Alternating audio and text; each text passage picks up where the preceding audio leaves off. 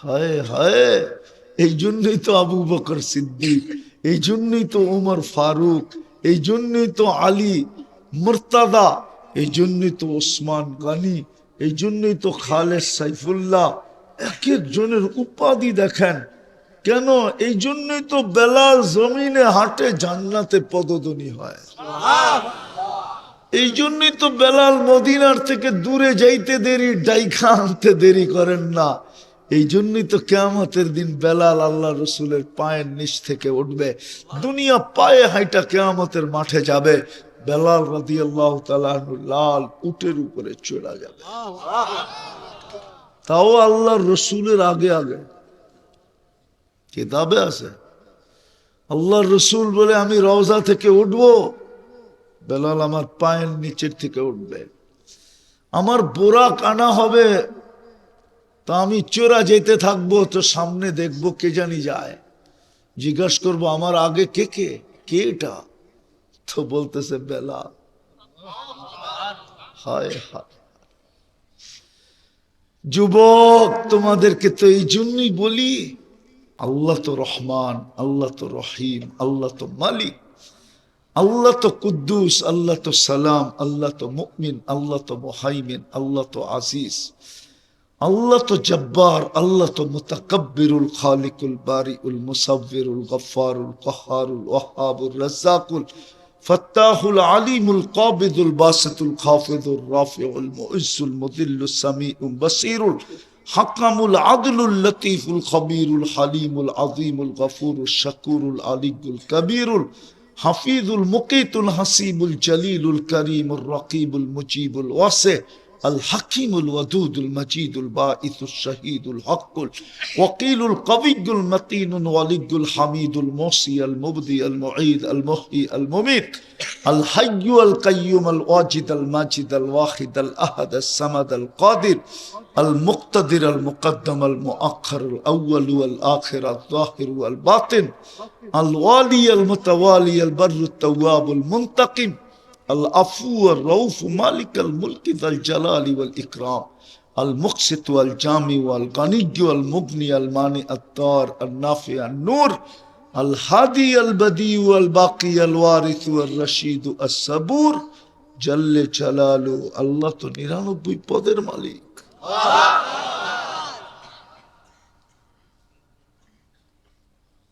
99 পদের মালিক। আপনার কথার যুক্তি আছে, আমি প্রস্তুতি নিব, তো নিব কি করে? তো আল্লাহ বলে প্রস্তুতি নিবে তো নিবে কি করে? তো আল্লাহ গ্যারান্টি দিয়া বলতেছে, আল্লাহ আদর্শ পাঠায় দিছে, মুহাম্মাদুর রাসূলুল্লাহ সাল্লাল্লাহু আলাইহি ওয়াসাল্লামকে আদর্শ বানায়া আমাদের জীবন গড়ার জন্য পাঠায় দিছে, মডেল বানায় পাঠায় দিছে। মডেল পাঠাইলাম, আদর্শ পাঠাইলাম, স্যাম্পল পাঠাইলাম, নমুনা পাঠাইলাম, আবার গ্যারান্টি কার্ড সহ দিয়া পাঠাইলেন। নাইলে কোরআন কেন বলবে ইনতুতিউহু তাহতাদু? ওনার রঙে রঙিন হইতে দেরি, তোমার গলায় হেদায়েতের মালা লাগতে দেরি হবে না। যেটা তুমি প্রত্যেক রাকাতে আল্লাহর কাছে চাও, ইহদিনাস সিরাতাল মুস্তাকিম, ওই মালা তোমার গলায় পড়াইতে দেরি হবে না। ফাত্তাবিউনি ইউহিব্বুকুমুল্লাহ, আল্লাহ বলে রঙে রঙিন হইতে দেরি, আমি তোমাকে ভালোবাসতে দেরি করব না। যুবক, কাল ভালোবাসার পিছে দৌড়াইতেছ, বলো বলো বলো বলো। হায় 14 তারিখে কার ভালোবাসার পিছনে ফুল দিতেছ? হোটেলে খাওয়াইতেছ, পার্সেল দিতেছ, পারো না তো কলিজা দিয়া দিতে, ঠিক না? যদিও চেহারা দেখলে মনে হয় শেখ খাওয়া।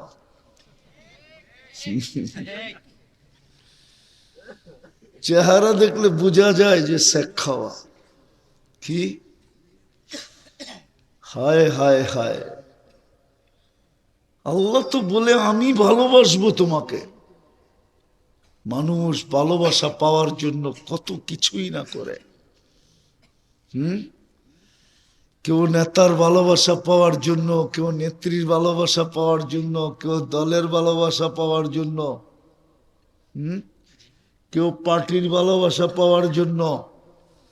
আর যুবকরা আছে বোতলের জিনের ভালোবাসা পাওয়ার জন্য। খাইয়াও যায়, লয়েও যায়, আবার সেকও দেওয়া যায়। ঠিক না?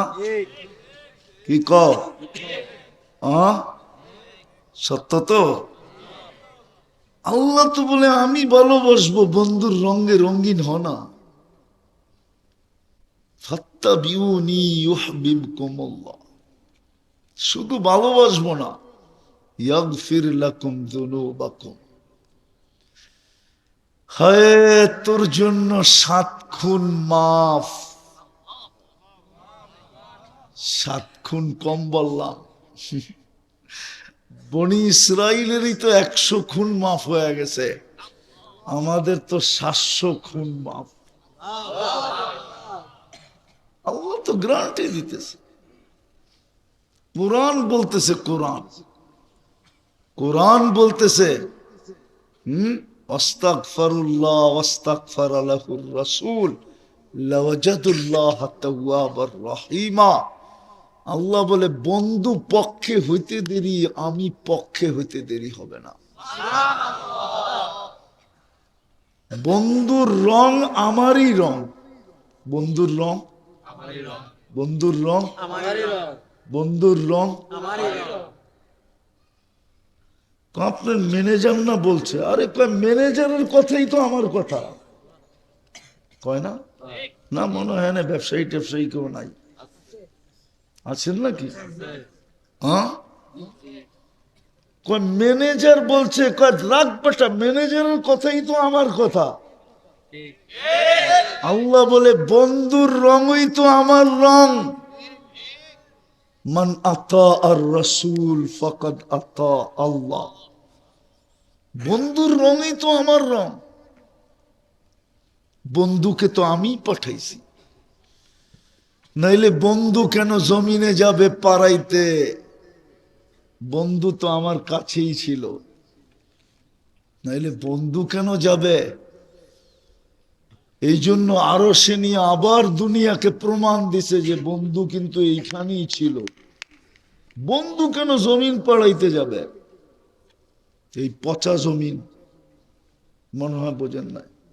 আরো সে নিয়ে এটারই প্রমাণ দিছে যে বন্ধু আমার কাছেই ছিল। আর হাদিসও বলে আল্লাহর কাছে ছিল। সূরা ইয়াসিন আর তাহা, এই 2টা সূরা, আরেকটা সূরা আছে ভুলা গেছি আমি। 3টা সূরা আল্লাহ সমগ্র কিছুর সৃষ্টির 1000 বছর আগে তেলাওয়াত করছেন। 3টাই আমাদের নবীজির নাম ছিল। তহাও আমাদের নবীজির নাম, ইয়াসিনও আমাদের নবীজির নাম। আল্লাহ নিজে রাখছেন, নিজে। তো কোরআন বলে আল্লাহ ডাক দিছেন ইয়াসিন, ও বন্ধু ইয়াসিন। তারপরে আল্লাহ কসম খাইছেন কোরআনিল হাকিম, কোরআনে হাকিমের কসম। বোঝা গেল কোরআনও ছিল সমগ্র সৃষ্টিরও। কি কিতাব দিল এটাও তো জানি না, আছে তো সব ঘরেই। কিন্তু ঘরে ঢুকলে তো প্রথম কোরআনটা চোখে পড়ে না। রাগ হয়ে যাবে বলবো? ঘরে ঢুকলে তো প্রথম টেলিভিশনটা চোখে পড়ে, কোরআনটা তো চোখে পড়ে না। কোরআনটা তো এমন জায়গায় সেট করে নাই যেন ঢুকলে কোরআনটা চোখে পড়ে। আর কোরআনের একটু ভালোবাসা দিলের ভিতরে জাগে, যে আল্লাহর কালাম চোখে পড়লে তো একটু না একটু ভাসত, বাসে তো না, ওটা তো লুকায় রাখছে। কয় যত্নে রাখছি, যত্নে। কসম খোদার, আমার কাছে যদি আধ্যাত্মিক শক্তি থাকতো না, একটু দোয়া করেন আল্লাহ আমাকে দেয় কিনা, আমিন বলেন না। তাইলে আমি এই মাউথ এই মহল্লায় লাগায় শোনায় দিতাম যে প্রত্যেক বাড়ির থেকে কোরআনের চিৎকার আসতেছে, চিৎকার, যে আল্লাহ বৎসরের পর বৎসর রেখা দিছে, ছুঁয়া পর্যন্ত দেখে না। চুমা তো দূরের কথা, ছুঁয়াও দেখে। এই যুবকরা বলুক ওরা কোরআন কবে ছুঁয়া দেখছে, বলুক। ওরা তো ডেলি 10, 15, 20 বার মোবাইলে টাচ করে চুমা দেয়। জিগান, আমি বাইঙ্গা বললাম না পুরা কাহিনী, বাইঙ্গা বলতে পারি, এতটুকুই বললাম, বুঝের হইলে এতটুকুই বুঝবে যে হুজুরে কোথায় যে টাচ করছে।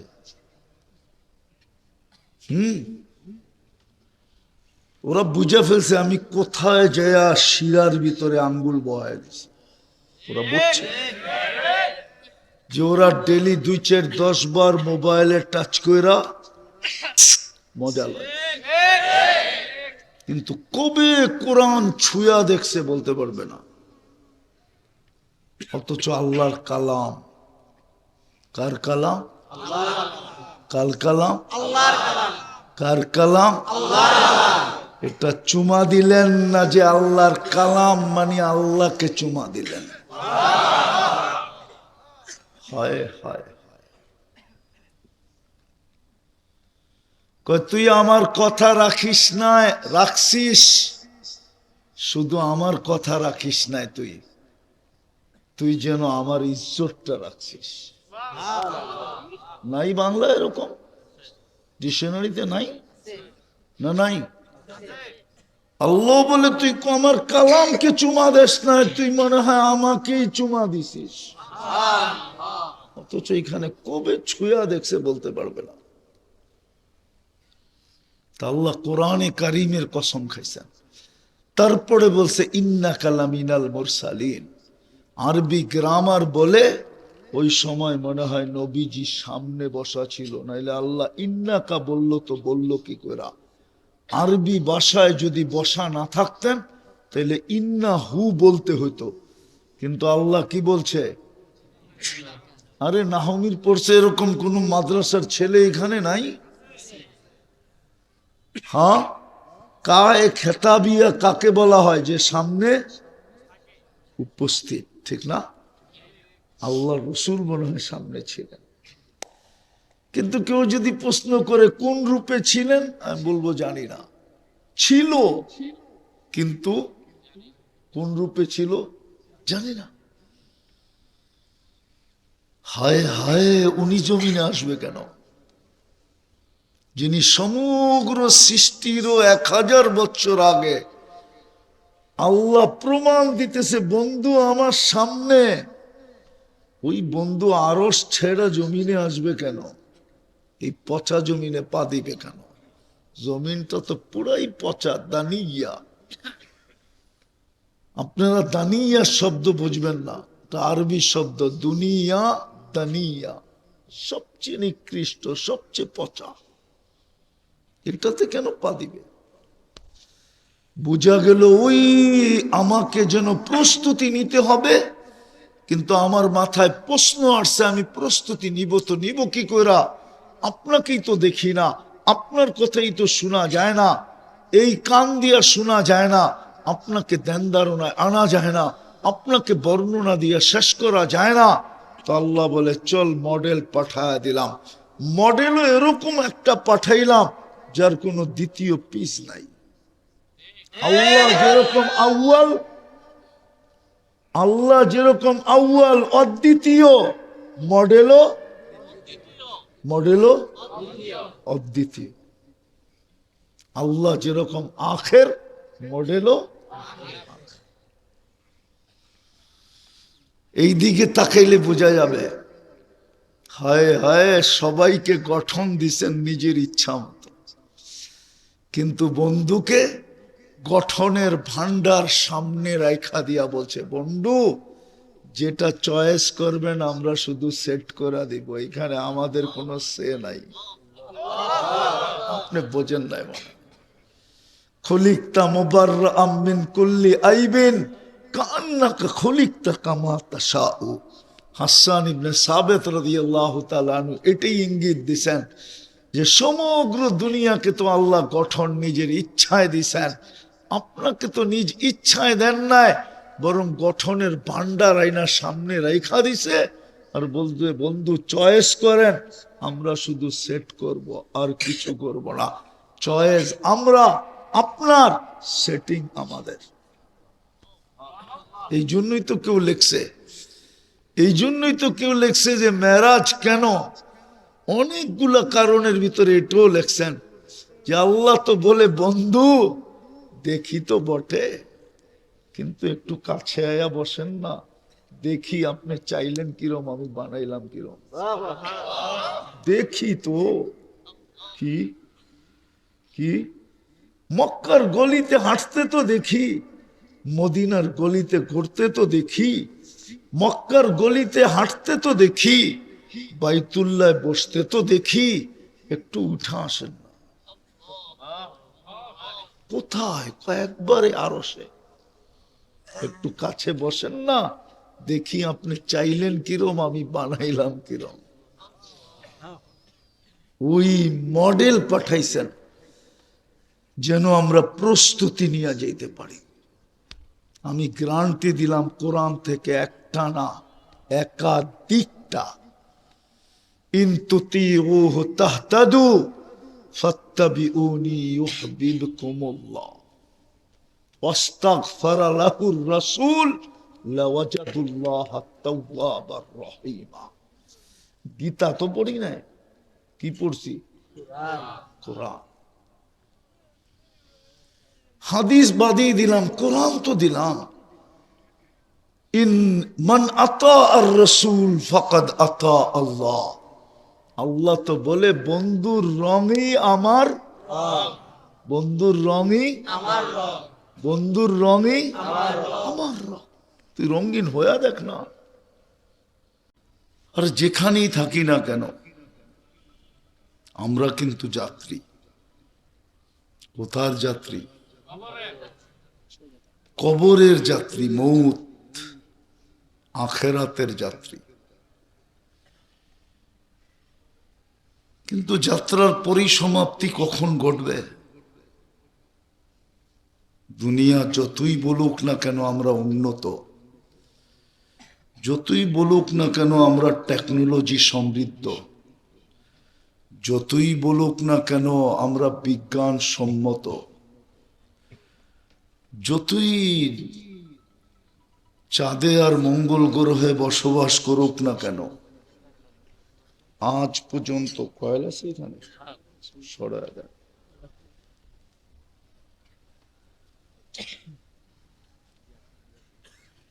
আজ পর্যন্ত মানুষের কাছে এই টেকনোলজি আসে নাই, কোনো দিন আসবে না। কার যাত্রার পরিসমাপ্তি কখন ঘটবে এটার জন্য আল্লাহর কাছে কোনো বয়সের নির্ধারিত নাই যে কোন বয়সে যাবে, এটাও কোনো নির্ধারিত না। যদি নির্ধারিত হতো তাহলে দুনিয়ায় বাচ্চার মৃত্যুর সংখ্যা সবচেয়ে বেশি হতো না। দুনিয়ায় কিন্তু বাচ্চার মৃত্যুর হার সবচেয়ে, সত্য তো। দ্বিতীয় মৃত্যুর হার হলো যুবকের, তৃতীয় মৃত্যুর হার হলো বৃদ্ধের। যদি সময় নির্ধারিত থাকতো তাহলে মাত্র আসলো আর মাত্রই চলে যাবে, তাহলে আসারই দরকার ছিল কি আর যাওয়ারই দরকার ছিল কি? বাচ্চা সবচেয়ে বেশি মারা যায়। এই 2 মাস 5 মাস 2 বছর 5 বছরের জন্য ওর আসার দরকারটা ছিল কি? ঠিক না? কি যুক্তি তো এটাই বলে। হ্যাঁ কি বলে? তো যাওয়ার কোনো, যাত্রার পরিসমাপ্তির কোনো সময় বয়স নির্ধারিত নাই। কিন্তু আমার প্রশ্ন হলো আপনাদের কাছে, বিবেকের কাছে, আমরা তো যাত্রী বটে, দুই শ্রেণী ব্যতীত। একটা হলো বাচ্চা, ও চলে গেলে ওর কোনো হিসাব কিতাব নাই, কেননা কলম এখনো ওর বিরুদ্ধে চলতে শুরু করে দেয়।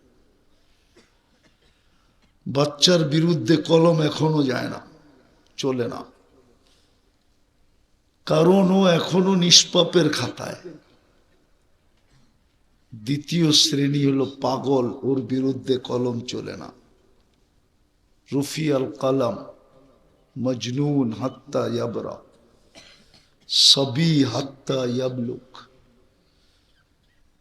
বাকি যারা আমরা আছি, এদের কাছে আমার প্রশ্ন, আপনি কি পজিশনে আছেন এটা আমার বিষয় না, কোথায় আছেন এটাও বিষয় না, বিষয় হলো প্রস্তুতি কতটুকু।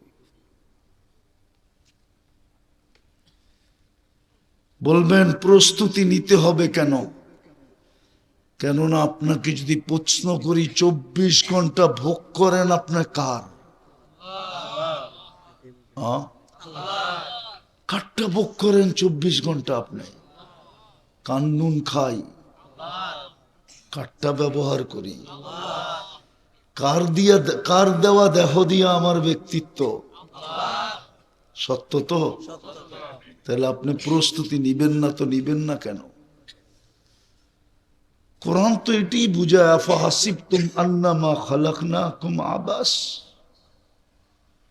সমস্ত সৃষ্টির অস্তিত্বের বিধানকে ভঙ্গ করা নতুন এক সিস্টেমে তোমাকে অস্তিত্ব দিলাম। মানুষের অস্তিত্ব কিন্তু নতুন সিস্টেমে, সমগ্র সৃষ্টির মতো মানুষের অস্তিত্ব না। সমগ্র সৃষ্টি তো 2 অক্ষরে তৈরি, 6 দিনে কমপ্লিট। তড়িগড়ি করা 6 দিনে সিত্তাইয়া কোরআন বলে। 2 অক্ষরে তৈরি কুন ফাকান, ইদা আরাদা শাইয়ান আন ইয়াকুলা লাহু কুন ফাকান ফায়াকুন। 2 অক্ষরে তৈরি। আপনি আর আমি তো 10 মাসে তৈরি, কুদরতি হাতের তৈরি, কুদরতি হাতের তৈরি, 10 মাসে তৈরি। আর সব কিছু আপনার আর আমার জন্য। তাইলে আপনি অনার্থক হবেন তো হবেন কি করে? কোন সৃষ্টিকে তো আল্লাহ 24 ঘন্টা সেবা দেন না। আপনাকে আমাকে তো 24 ঘন্টা সেবা দেন। কোন সৃষ্টিকে তো আল্লাহ নিজের কুদরতি দৃষ্টিতে রাখেন না। আমরা বলি না চোখে চোখে রাখলাম, চোখে চোখে তো আল্লাহ কোন সৃষ্টিকে রাখেন না। আপনাকে আমাকে তো 24 ঘন্টা চোখে চোখে রাখেন। যদি চোখে চোখে না রাখতেন তাহলে সৃষ্টি কোনোদিন আমাদেরকে টিকতে দিত না, আমাদেরকে 24 ঘন্টা সেবা দিত না। সব সৃষ্টি আমাদেরকে সেবা দিতেছে। বিদায় আমি আবারও পিছনে যেতেছি।